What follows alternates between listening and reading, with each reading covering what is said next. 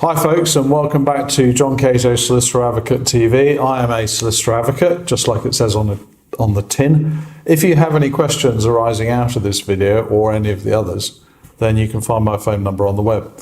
Now, the third video in this series of how to dismiss fairly, I have subtitled The 5 Musts. So that's what this video is called. Now, in this video, we're starting the technical part of dismissal. And then I'm going to wrap up with giving you an idea, a really easy idea of how to get the 5 musts right, how to keep them in your head. Now, there's got to be a reason for the dismissal. We're in law land now, so it has to be a fair reason and not what you think is a fair reason. It's what the law thinks is a fair reason. Now, there are potentially 5 fair reasons for dismissal. Conduct. This could be a single act of misconduct or a series of less serious acts. Capability or qualifications. This includes poor performance and formal qualifications. And now, I've never done a dismissal because of somebody having a lack of qualifications in the last 34 years. You'd think that if an employee was employing an airline pilot, they'd actually check to see that they had the proper qualifications, but I suppose it could arise. Redundancy, this includes a workplace closure or business closure or a reduced need for employees. Illegality, that's where continuing to employ the employee will contravene the law. Once again, in 34 years, I've never come across that, but I suppose it could happen every now and again. The 5th is a sort of catch-all which the law allows, and it's called some other substantial reason. It's referred to in the trade as SOSR. It's a fair reason for dismissal that doesn't fit into any other category. An example would be the dismissal of a temporary employee to allow for the return of an employee who's been on maternity leave. So really, although there are 5 reasons for dismissal, you're only really likely to be dealing with conduct, capability, redundancy, or some other substantial reason. So those are the 5 reasons, and if you dismiss, then you must dismiss for one of those reasons. Secondly, you have to follow a fair procedure. Be careful, because a lot of staff handbooks I read start off with a heading called disciplinary procedure and then move on to talk about something completely different. Like the first stage is a written warning, second stage is a final written warning, the third stage is dismissal. That's got nothing whatsoever to do with a fair procedure. If you want to see a fair procedure, you can get in contact with me. I can send you my standard procedure for fair dismissals, or look at the ACAS Code of Practice on the web, the ACAS Code for Disciplinary and Grievance Procedures. So you need, before you even start, you need a properly well thought out procedure. Secondly, you must dismiss reasonably.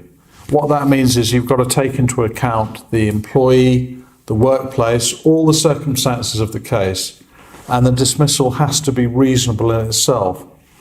Now, the best way of getting this right, I always advise clients, is to put your best friend's face on top of the person you're dismissing. So imagine you're having to dismiss your best friend. If you do that, you're much more likely to get this process right. Another thing to remember is you have to dismiss in accordance with the employee's contract. So unless it's a case of gross misconduct which justifies an immediate dismissal, the employee has to be given the period of notice they're entitled to in their contract. That can't be shorter than the statutory minimum period of notice, which is a week per year up to 12 weeks, 12 years continuous employment.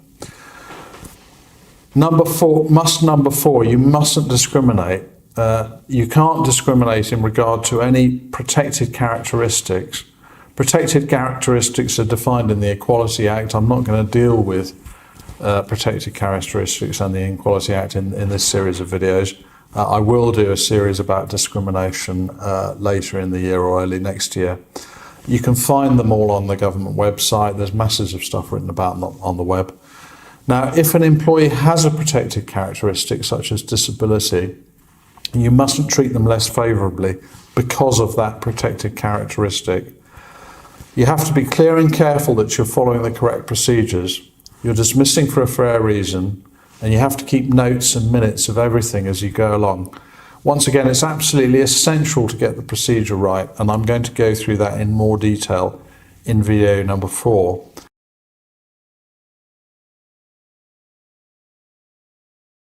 I told you at the end of this tape I was going to wrap up with what you must do to step through this area properly and carefully and lawfully. And I would say the most important single thing to do in these cases is right at the start to conduct a fair and full investigation and keep it properly minuted and go through it with the employee.